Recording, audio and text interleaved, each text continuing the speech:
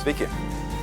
Pirmiausia, pradėsiu nuo pasveikinimo Ukrainos ginkluotosiom pajėgom, ypatingai specialiosioms tarnyboms, kurios atliko dvi unikalias, fantastinės operacijas, atnešusias agresoriui didžiulių nuostolių, pažeminimo ir, tiesą sakant, galvos skausmo ilgam laikui. Sveikiname Ukrainą, taip laikykitės, o žinoma, vakarai turi padėti Ukrainai ir toliau į visom įmanomom priemonėm.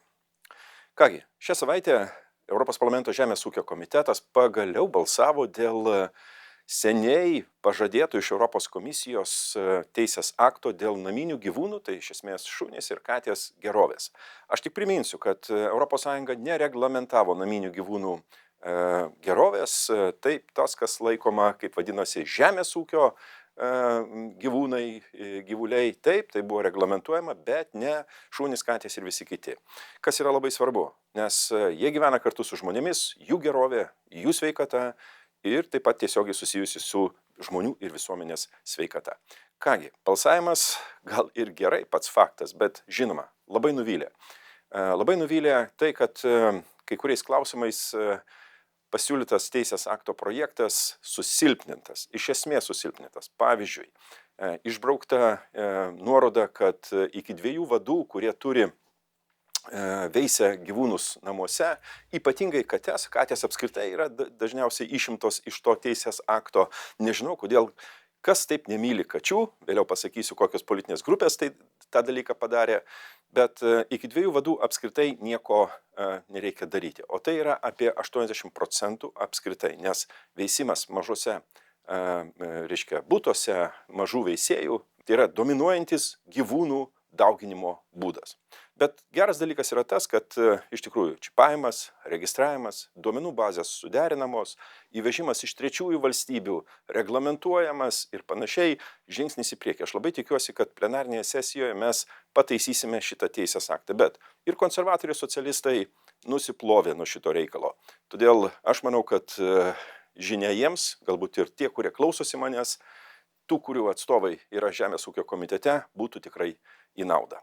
Antradienį susitikau su Oleksij Černyšev, Ukrainos vicepremjeru ir ministru atsakingu už šalies vienybę, nacionalinę vienybę. Įdomi pareiga, tiesą sakant, aš ir paklausiau vicepremjero, ar yra daug valstybių, kurios turi tokias pareigybės. Tai žinoma, valstybės, kurios susiduria su vidaus sunkumais, karo išbandymais, susiskaldymu ir panašiai, bet patiko man tas susitikimas, kadangi žvilgsnis yra į demografiją. Demografija yra viena iš pagrindinių problemų, ypač ateityje Ukrainai. Pagal jo pateiktus skaičiavimus, beje, 2100 metais iš Ukrainos gali likti tik 15 milijonų gyventojų, o buvo 90 metais 52 milijonai. Įsivaizduokite, koks išbandymas Ukrainai, ukrainiečiams.